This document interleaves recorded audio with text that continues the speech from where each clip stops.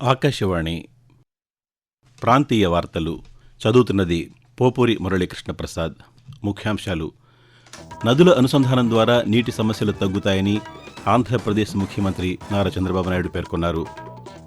ప్రజలకు ప్రభుత్వ పాలన అందించడంలో అధికారులే వారధులని తెలంగాణ ముఖ్యమంత్రి రేవంత్ రెడ్డి స్పష్టం చేశారు. సామాజిక బాధ్యతగా కార్పొరేట్ సంస్థలు ముందుకు రావాలని, ప్రభుత్వానికి సహకారాన్ని అందించాలని ఆంధ్రప్రదేశ్ మంత్రి సత్యకుమార్ యాదవ్ కోరారు. సురక్షిత బాల్యంతోనే సుస్థిర భవిష్యత్తు ఉంటుందని ఆంధ్రప్రదేశ్ డీజీపీ హరీష్ కుమార్ గుప్తా పేర్కొన్నారు. వార్తల వివరాలు: నదుల అనుసంధానం వల్ల నీటి సమస్యలు తగ్గుతాయని ఆంధ్రప్రదేశ్ ముఖ్యమంత్రి నారా చంద్రబాబు నాయుడు పేర్కొన్నారు. జలవనరుల శాఖకు బడ్జెట్ కేటాయింపులపై శాసనసభలో నిన్న జరిగిన చర్చకు ముఖ్యమంత్రి సమాధానమిచ్చారు. పరిశ్రమలకు నీరు, ప్రతి ఇంటికి తాగునీరు అందించడమే ప్రభుత్వ లక్ష్యమన్నారు. 2047 స్వర్ణాంధ్ర విజన్లో భాగంగా నీటి భద్రతకు ప్రాధాన్యం ఇస్తున్నామన్నారు. నీటి సంరక్షణను ప్రతి ఒక్కరూ బాధ్యతగా తీసుకోవాలని చంద్రబాబు నాయుడు పేర్కొంటూ, ఆంధ్రప్రదేశ్ కు ఉండే అడ్వాంటేజెస్ దక్షిణ భారతదేశంలో వేరే రాష్ట్రాలకు లేవు. అయితే ఈ సంకల్పాన్ని మీ పరిధిలో పూర్తిగా మీరు ముందు తీసుకుపోగలిగితే నదుల అనుసంధానం, భూమిని జలాశయంగా మార్చడం, వాటర్ కన్జర్వేషన్ చేయడం, అల్టిమేట్ గా ప్రతి ఒక్క ఎకరాకు నీళ్లు ఇవ్వగలిగి, ఇండస్ట్రీకి నీళ్లు ఇవ్వగలిగి, అదే మరిగా అష్యూర్డ్ వాటర్ నుంచి ప్రతి ఇంటికి గాని ట్యాప్ ద్వారా వాటర్ ఇవ్వగలిగితే ఒక నిర్దిష్టమైన టైం బౌండ్ ప్రోగ్రాం పెట్టుకొని పూర్తి చేస్తాం. ప్రజలకు ప్రభుత్వ పాలనను అందించడంలో అధికారులే వారధులని తెలంగాణ ముఖ్యమంత్రి రేవంత్ రెడ్డి స్పష్టం చేశారు. గ్రూప్ 1, గ్రూప్ 2 ఉద్యోగాలకు ఎంపికై శిక్షణ పూర్తి చేసుకున్న అధికారులకు హైదరాబాద్లో నిర్వహించిన శిక్షణ ముగింపు సమావేశంలో ముఖ్యమంత్రి నిన్న పాల్గొని దిశానిర్దేశం చేశారు. చట్టాలు, నియమాలు అందరికీ సహాయం చేయడానికేనని, విధులను ఆపడానికి కాదు అని పేర్కొన్నారు. ముఖ్యమైన సమయాల్లో విచక్షణాజ్ఞానం ముఖ్యమని, దాని ద్వారా ప్రజా సమస్యను పరిష్కరించాలని ముఖ్యమంత్రి ఈ సందర్భంగా పేర్కొంటూ, మంచి నిర్ణయాలు తీసుకోవడానికి, మంచి పనులు చేయడానికి మనకు విచక్షణ అధికారం ఉంటే సరిపోతుంది. దాన్ని ఎట్లా ఉపయోగించాలనేది మన మీదనే ఆధారపడి ఉంటుంది. ప్రొసీజర్స్ ఉంటాయి, ప్రాక్టీసెస్ ఉంటాయి. ప్రాక్టీసెస్ మనకి అర్థం కానప్పుడు కామన్ సెన్స్ అనేది బిగ్గెస్ట్ అసెట్. అది వాడాలి. 10 మందికి సహాయపడే పని చేయడానికే ఈ చట్టాలు ఇవన్నీ. అందుకే ఏ విధంగా మనం సహాయం అందించగలమో ఆ రకంగా మనము ముందుకు వెళ్ళాలి. కేంద్ర ప్రభుత్వం దివ్యాంగులకు 3-4% మేర రిజర్వేషన్లు కల్పించి వారి సంక్షేమానికి కృషి చేస్తుందని కేంద్ర బొగ్గు గనుల శాఖ మంత్రి జి కిషన్ రెడ్డి అన్నారు. హైదరాబాద్లోని రవీంద్ర భారతిలో నిర్వహించిన మరుగుజ్జుల సంఘం రజతోత్సవ సమ్మేళనంలో ఆయన నిన్న పాల్గొన్నారు. ఈ సందర్భంగా కిషన్ రెడ్డి మాట్లాడుతూ, వికలాంగులు అనే పదాన్ని దివ్యాంగులుగా పేరు మార్చి వాళ్ల ఆత్మగౌరవాన్ని ప్రధానమంత్రి నరేంద్ర మోదీ నిలబెట్టారని పేర్కొన్నారు. వారి సమస్యలను పరిష్కరించడానికి కృషి చేస్తానని హామీ ఇచ్చారు. దివ్యాంగుల సంక్షేమానికి కేటాయించిన నిధులను వారి కోసమే ఖర్చు చేయాలని కోరారు. సామాజిక బాధ్యతగా కార్పొరేట్ సంస్థలు ముందుకు రావాలని, ప్రభుత్వానికి సహకారాన్ని అందించాలని ఆంధ్రప్రదేశ్ వైద్య ఆరోగ్య శాఖ మంత్రి సత్యకుమార్ యాదవ్ కోరారు. కార్పొరేట్ సామాజిక బాధ్యత CSRలో భాగంగా 2 ప్రైవేటు వైద్య సంస్థలు ప్రభుత్వాసుపత్రుల్లో 1.15 కోట్ల రూపాయలతో 5 అల్ట్రాసౌండ్ స్కానర్లను ఏర్పాటు చేసినట్టు తెలిపారు. ఈ మేరకు ఆ సంస్థల ప్రతినిధులను అమరావతి సచివాలయంలో నిన్న సన్మానించారు. ఆసుపత్రుల్లో అధునాతన యంత్రాల్ని ప్రభుత్వం సమకూరుస్తోందని, కార్పొరేట్ సంస్థలు కూడా ముందుకొచ్చి సహాయాన్ని అందించడం అభినందనీయమని అన్నారు. ఈ స్కానర్లు శ్రీకాకుళంలోని కొత్తూరు, పలాస, ఇచ్చాపురంలో 1 చొప్పున, నరసన్నపేట ఆసుపత్రుల్లో 2 ఏర్పాటు చేశారని తెలిపారు. వీటి ద్వారా గ్రామీణ ప్రాంతాల్లో రోగ నిర్ధారణ సేవలు మెరుగుపడి మాతా శిశు ఆరోగ్య సంరక్షణకు ఉపయోగపడతాయని మంత్రి పేర్కొన్నారు.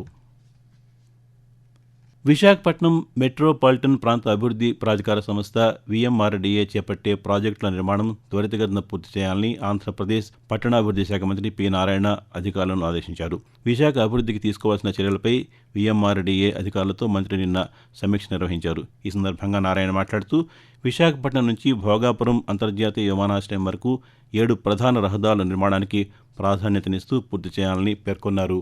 అలాగే Visakhapatnam, Kakinada petroleum chemical and petrochemical investment region VKPCPIR ప్రణాళికలను త్వరగా సిద్ధం చేసి ప్రభుత్వ, ప్రైవేటు భాగస్వామ్యం PPP విధానంలో చేపట్టే 6 ప్రాజెక్టులకు టెండర్లు పిలవాలని అధికారులను ఆదేశించారు. ఆకాశవాణి ప్రాంతీయ వార్తలు వింటున్నారు. సురక్షిత బాల్యంతోనే సుస్థిర భవిష్యత్తు ఉంటుందని ఆంధ్రప్రదేశ్ డీజీపీ హరీష్ కుమార్ గుప్తా పేర్కొన్నారు. చిన్నారులపై లైంగిక నేరాల నివారణ లక్ష్యంగా చేపట్టిన ఆపరేషన్ చిన్నారి తల్లి ప్రత్యేక డ్రైవ్ గోడ పత్రికను గుంటూరు జిల్లా మంగళగిరి డీజీపీ కార్యాలయంలో నిన్న ఆవిష్కరించారు. ఈ సందర్భంగా హరీష్ కుమార్ గుప్తా మాట్లాడుతూ సున్నితమైన ప్రాంతాల్లో రాత్రి సమయంలో పటిష్టమైన గస్తీ నిర్వహిస్తున్నామని తెలిపారు. పాఠశాలలు, అంగన్వాడీలు, వసతి గృహాల్లో గుడ్ టచ్, బ్యాడ్ టచ్లపై అవగాహన కార్యక్రమాలు నిర్వహిస్తున్నామని వివరించారు. ఆంధ్రప్రదేశ్లోని విజయవాడలో నిర్వహిస్తున్న సైన్స్ సమగ్ర మహోత్సవ్ 2K26 ముగింపు కార్యక్రమం ఈరోజు జరుగుతుంది. ఆంధ్రప్రదేశ్ సైన్స్ సిటీ ఆధ్వర్యంలో విజయవాడలోని గాంధీనగర్లో జరిగే ఈ కార్యక్రమానికి పెట్టుబడులు, మౌలిక సదుపాయాల శాఖ మంత్రి బీసీ జనార్దన్ రెడ్డి ముఖ్య అతిథిగా హాజరవుతారు. ఈ సందర్భంగా అన్ని జిల్లాల రాష్ట్ర స్థాయి విజేతలకు బహుమతులు, ధ్రువపత్రాలు అందజేస్తారు. పాఠశాల స్థాయి నుంచి రాష్ట్ర స్థాయి వరకు సైన్స్ ఆవిష్కరణలను ప్రోత్సహించే లక్ష్యంతో నిర్వహించిన ఈ మహోత్సవంలో అన్ని జిల్లాల నుంచి 29,435 మంది విద్యార్థులు, 12,528 జట్లు, 4,118 పాఠశాలలు పాల్గొన్నాయి. రహదారి ప్రమాదాల్లో మరణాలను తగ్గించడమే లక్ష్యంగా కేంద్ర ప్రభుత్వం తీసుకొచ్చిన పీఎం రాహత్ పథకం అమలుకు తెలంగాణ ప్రభుత్వం సిద్ధంగా ఉందని రవాణా శాఖ మంత్రి పొన్నం ప్రభాకర్ తెలిపారు. కేంద్ర రోడ్డు రవాణా శాఖ మంత్రి నితిన్ గడ్కరీ అన్ని రాష్ట్రాల రవాణా శాఖ మంత్రులు, ఉన్నతాధికారులతో ఢిల్లీ నుంచి దృశ్య మాధ్యమం ద్వారా నిర్వహించిన సమావేశంలో మంత్రి హైదరాబాద్ నుంచి పాల్గొన్నారు. ఈ సందర్భంగా నితిన్ గడ్కరీ మాట్లాడుతూ ఈ పథకం ద్వారా ప్రతి రోడ్డు ప్రమాద బాధితుడికి 1.5 లక్షల వరకు చికిత్స ఉచితంగా అందుతుందన్నారు. ఈ సమావేశంలో మంత్రి పొన్నం ప్రభాకర్ మాట్లాడుతూ పీఎం రాహత్ పథకం అమలుకు జిల్లాల వారీగా అధికారుల నియామకం, కలెక్టర్లు, ప్రత్యేక బ్యాంక్ ఖాతా తెరవడం వంటి ప్రక్రియను తెలంగాణ ప్రభుత్వం దాదాపుగా పూర్తి చేసిందని వివరించారు. ఇండియన్ ప్రీమియర్ లీగ్ ఐపీఎల్ తరహాలో లెజిస్లేటివ్ ఇండియన్ ప్రీమియర్ లీగ్ను నిర్వహించేలా చర్యలు తీసుకుంటున్నామని విజయవాడ పార్లమెంటు సభ్యులు కేశినేని శివనాథ్ అన్నారు. విజయవాడలోని మున్సిపల్ క్రీడా మైదానంలో జరుగుతున్న శాసనసభ్యుల క్రీడా పోటీల్లో ఆయన పాల్గొన్నారు. ఈ సందర్భంగా శివనాథ్ మాట్లాడుతూ ఇటువంటి క్రీడా పోటీలు ప్రజాప్రతినిధుల మధ్య ఐక్యత, దృఢత్వం, క్రీడా స్ఫూర్తిని పెంపొందించడంలో కీలక పాత్ర పోషిస్తుందని తెలిపారు. శాప్ ఆధ్వర్యంలో గత 2 సంవత్సరాల నుంచి ఇక్కడ చేస్తున్నాం విజయవాడలో. అదే విధంగా విశాఖపట్నంలో సౌత్ ఇండియన్ ప్రీమియర్ లీగే కాదు, ఒక ఇండియన్ ప్రీమియర్ లీగ్ ఐపీఎల్ ఏ విధంగా ఉందో అదే విధంగా లెజిస్లేటివ్ ఇండియన్ ప్రీమియర్ లీగు ఒక పుట్టుకకి ఒక ఆలోచన. ఇది తప్పకుండా అన్ని రాష్ట్రాలు ఇటు పార్టిసిపేట్ చేసి నెక్స్ట్ సంవత్సరం వచ్చేపాటికి ఇండియాలో ఉన్న లెజిస్లేటర్స్ అందరూ లెజిస్లేటివ్ ఇండియన్ ప్రీమియర్ లీగ్ వచ్చే విధంగా కృషి చేస్తాం. వాతావరణం. దక్షిణ అంతర కర్ణాటక నుండి మరాఠ్వాడా, మహారాష్ట్ర వరకు ఉన్న ద్రోణి ఉత్తర అంతర కర్ణాటక మీదుగా సగటు సముద్ర మట్టానికి 0.9 కిలోమీటర్ల ఎత్తులో విస్తరించి కొనసాగుతోందని ఆంధ్రప్రదేశ్ యానంపై దిగువ ట్రోపు ఆవరణంలో వాయవ్య, ఆగ్నేయ దిశగా గాలులు వీస్తున్నాయని అమరావతి వాతావరణ కేంద్రం తెలిపింది. వీటి ఫలితంగా ఆంధ్రప్రదేశ్లోని పలు జిల్లాల్లో తేలికపాటి నుంచి మోస్తరు వర్షాలు లేదా ఉరుములతో కూడిన జల్లులు కురిసే అవకాశం ఉందని పేర్కొంది. స్వాతంత్ర్య సమరయోధుడు చంద్రశేఖర్ ఆజాద్ బలిదాన దినం సందర్భంగా ఈరోజు దేశ ప్రజలు ఆయనకు ఘనంగా నివాళులర్పిస్తున్నారు. ఉత్తరప్రదేశ్లోని భవరాలో 1906 జూలై 23వ తేదీన జన్మించిన చంద్రశేఖర్ యువతను స్వాతంత్ర్య పోరాటం దిశగా కార్యోన్ముఖులను చేసిన వారిలో ఒకరు. 1931 ఫిబ్రవరి 27న అలహాబాద్లో తనను చుట్టుముట్టిన బ్రిటిష్ పోలీసులతో వీరోచితంగా పోరాడి స్వతంత్రుడిగా జన్మించా, స్వతంత్రుడిగా మరణిస్తానంటూ తనని తాను కాల్చుకుని దేశం కోసం ఆత్మ బలిదానం చేసుకున్న మహనీయుడు చంద్రశేఖర్ ఆజాద్. ఆకాశవాణి ప్రాంతీయ వార్తలు ముగించే ముందు ముఖ్యాంశాలు మరోసారి. నదుల అనుసంధానం ద్వారా నీటి సమస్యలు తగ్గుతాయని ఆంధ్రప్రదేశ్ ముఖ్యమంత్రి నారా చంద్రబాబు నాయుడు పేర్కొన్నారు. ప్రజలకు ప్రభుత్వ పాలనను అందించడంలో అధికారులే వారధులని తెలంగాణ ముఖ్యమంత్రి ఏ రేవంత్ రెడ్డి స్పష్టం చేశారు.